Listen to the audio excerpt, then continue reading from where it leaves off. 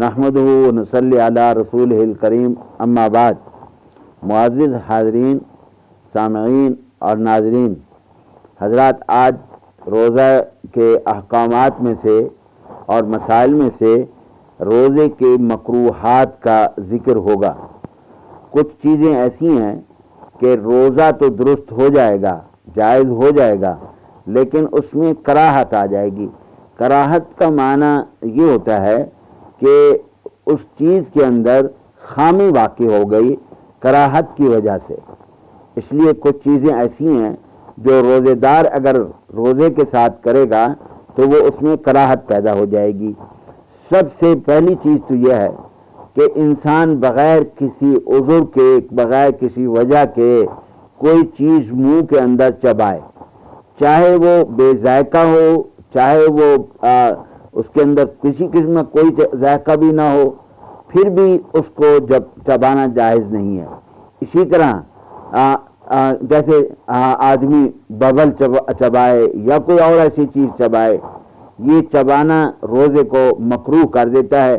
چاہے وہ یہ کہے کہ میرے اندر کوئی چیز نہیں جائے گا، میں باہر تھوک دوں گا یا پھینک دوں گا یا کلی کر دوں گا، لیکن یہ عمل جو ہے روزے کے لیے مکروہ ہے۔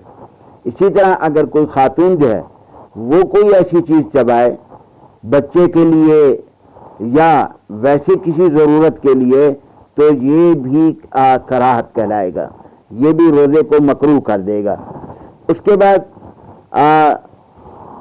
کچھ چیزیں ایسی ہیں جو روزے دار کے لیے ممنوع ہیں، چاہے کہ وہ اپنے آپ کو یہ خیال کرے کہ میں تو مطمئن ہوں، مجھے کچھ نہیں ہوگا، لیکن چونکہ نفسانی انسان کے جذبات ہو سکتا ہے کہ اس طرح ہو جائیں جس سے اس کے روزے کا جو ہے وہ خراب ہونے کا شبہ پیدا ہو جائے گا۔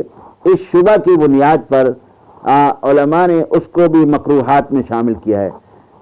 جیسے بیوی کو بوس و کنار کرنا، یہ روزے کے لیے کراہت، روزے کو مکروہ کر دیتا ہے، چاہے انسان اپنے اوپر مطمئن بھی ہو۔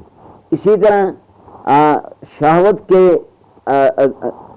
کی نیت سے اگر وہ بیوی کو چھوئے گا، ہاتھ لگائے گا، تو یہ بھی روزے کو مکروہ کر دے گا، کیونکہ روزہ نام ہے مکمل عبادت کا۔ اب اس عبادت کے اندر کسی اور چیز کا داخل ہونا، کیونکہ روزے دار کو یہ منع کیا گیا کہ اپنی مباح اور جائز بھی شہوانی جذبات کا اظہار اس میں نہیں کرنا، کیونکہ تم روزے دار ہو۔ اس لیے اگر مس کرے گا، چھوئے گا، تو پھر بھی روزہ اس کا مکروہ ہو جائے گا۔ اس سے آگے بغل گیر ہونا یا اس طرح کی کسی قسم کی حرکت کرنا، یہ بھی روزے کے لیے مکروہ ہے۔ اسی طرح جان بوجھ کر منہ میں اپنی تھوک کو جمع کر لینا، جان بوجھ کر اپنی منہ میں تھوک کو جمع کرتے رہنا اور بعد میں اس کو نگل لینا۔ تھوک کے منہ میں آنے سے اور نگلنے سے روزے میں کچھ چیز پیدا نہیں ہوتی، لیکن اگر وہ جان بوجھ کر ایسے کرے گا اور پھر اس کے بعد اس کو نگل لے گا، تو اس کا مطلب ہے کہ اس نے پہلے اپنی تھوک کو منہ میں جمع کیا اور جمع کرنے کے بعد اس کو کیا کیا، نگل لیا، تو یہ روزے کے لیے مکروہ اور کراہت کا بن جائے گا۔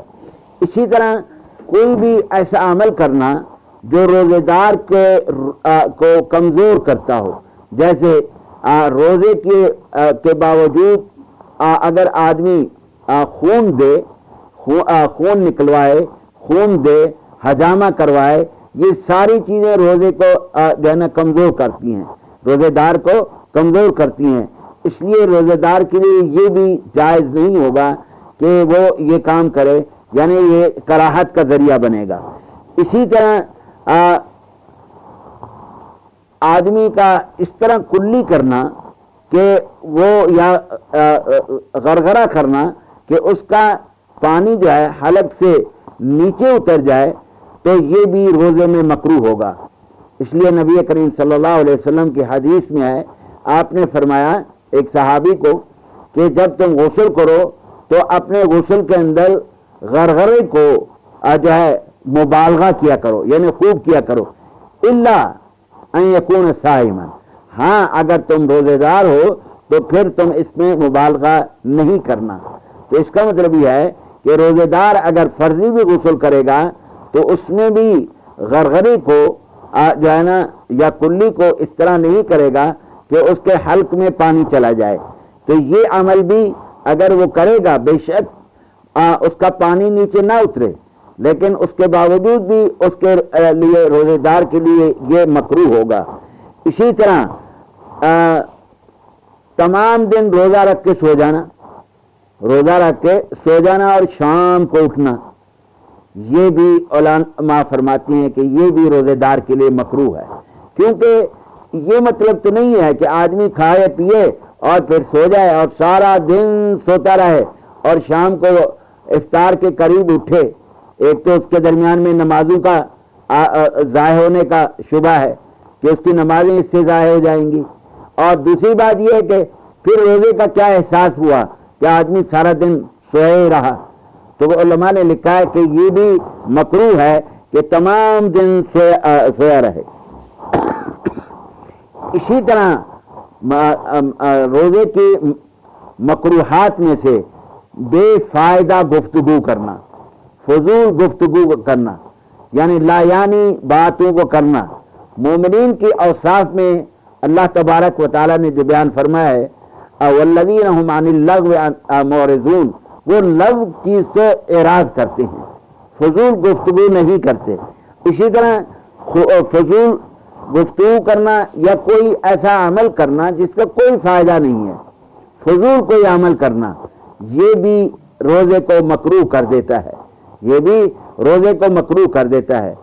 یہ چند ایک میں نے آپ کے سامنے مکروہات جو ہیں وہ گنوائے ہیں کہ اگر روزے دار روزے کے باوجود اس طرح کا کوئی عمل کرے گا تو اس کا مطلب ہے کہ اس کے روزے میں کراہت پیدا ہو جائے گی۔ روزہ تو ہو جائے گا، روزہ جائز ہے، روزہ اس کا ہو گیا، لیکن روزے کے اندر ایک کراہت پیدا ہو گئی۔